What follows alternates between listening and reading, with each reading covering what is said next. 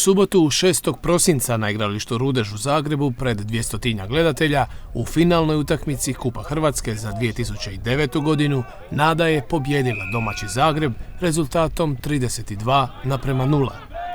Za Zagreb su igrali Slaviček, Mira Kudovičić, Kelava, Janković, Perović, Zelić, Kramarić, Gomuzak, Perišić, Jureško, Holjevac, Kleković, Vidović, Slaviček, Kalik, Vodušek i Mandić.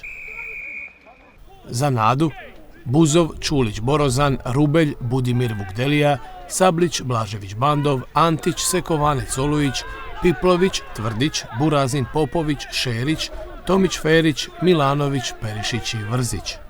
Sudio je Andrew Rawson iz Engleske, koji je sudio u svrhu pomoći Engleskog ragbi saveza za razvoj sudaca.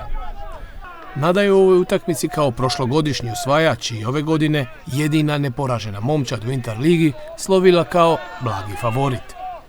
U prvih pola sata utakmice Nada je igrom to i pokazivala, jer je često bila u polovici Zagrebčana, međutim Splićani su radili dosta prekršaja koje je sudac penalizirao kaznenim udarcima za Zagreb. Tako da je prve poene za Nadu upisao Rubelj u 30. minuti susreta, kada je uspješno pretvorio jedan kazneni udarac za 3:0. Međutim, već u 32. minuti susreta brzonogi Burazin koristi nespretnost domaćih igrača, kada jednu loptu izgubljenu u kontaktu kupi i pretrčava neometan 40 metara, te postiže zgoditak za povećanje vodstva na 8:0. Rubelj uspješno pretvara za 10:0. 38. minuta opet donosi slavlje Splićanima, koji opet uz pomoć dobre obrane dolaze do lopte kada Borozan dodaje Buzovu, koji fenomenalnom asistencijom upošlje Olujića, a koji je prebrz za domaće pa polaže za vodstvo od 15:0. Rubelj to uspješnim pretvaranjem povisuje na 17:0.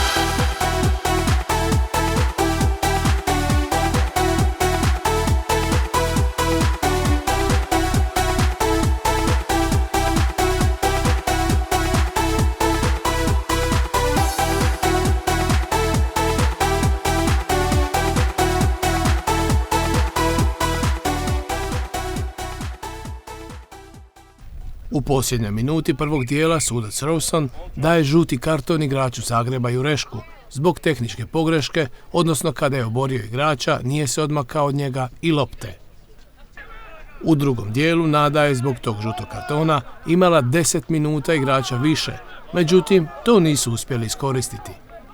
Tek u 57. minuti Rubelj uspješno pretvara kazneni udarac za povećanje vodstva Nade na 20:0.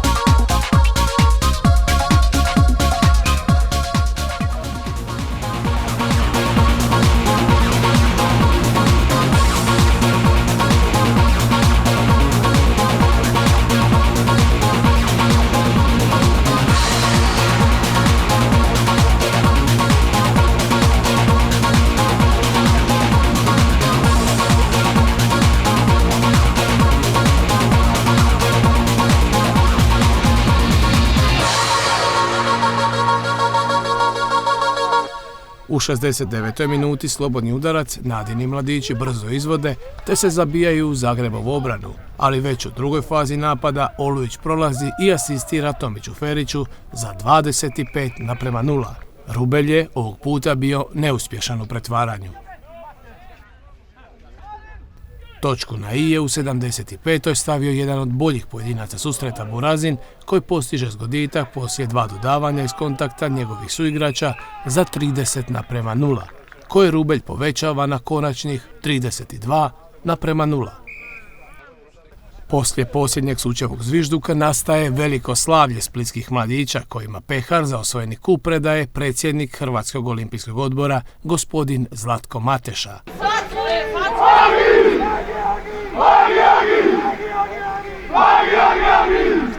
32:0.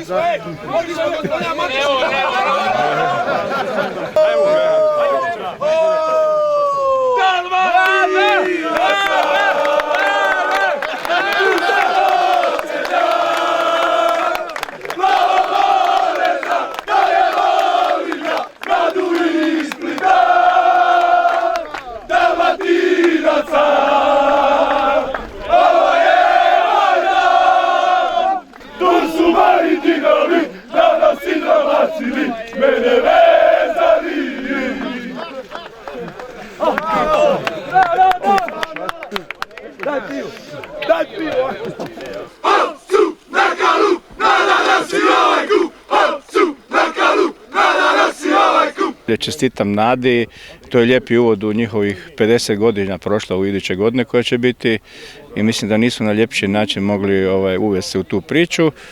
A svi ono što želimo i oni vjerojatno van naših hrvatskih okvira da ragbi postane olimpijski sport i na tome svi na neki način radimo, lobiramo i to bi bila kruna zapravo za ragbi uopće. Atmosfera je prava ragbijaška.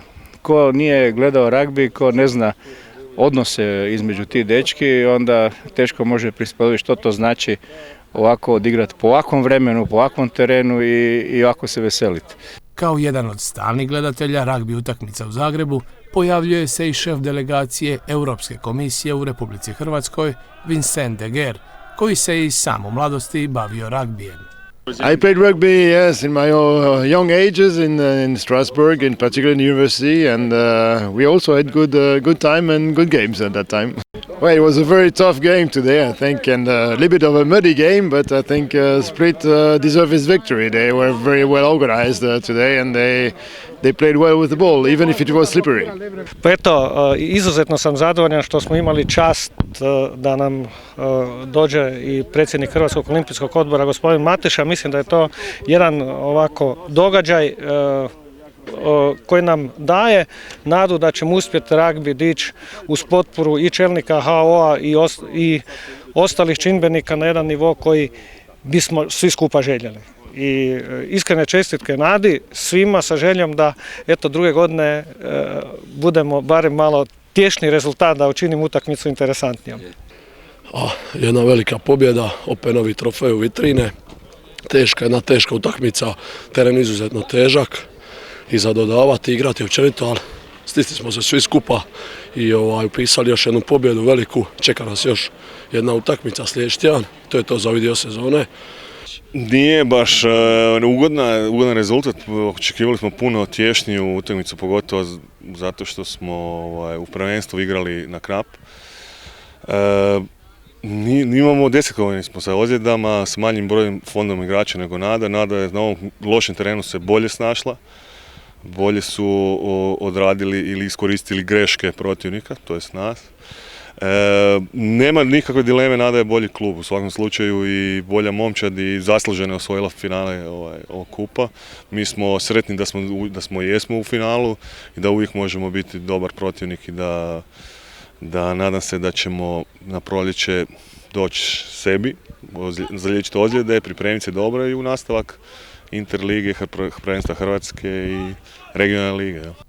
Sljedećeg vikenda u Beogradu Nada igra uzvratni susret četvrtfinala regionalne lige, u kojoj brani stečenu prednost od 29 razlike iz prvog susreta.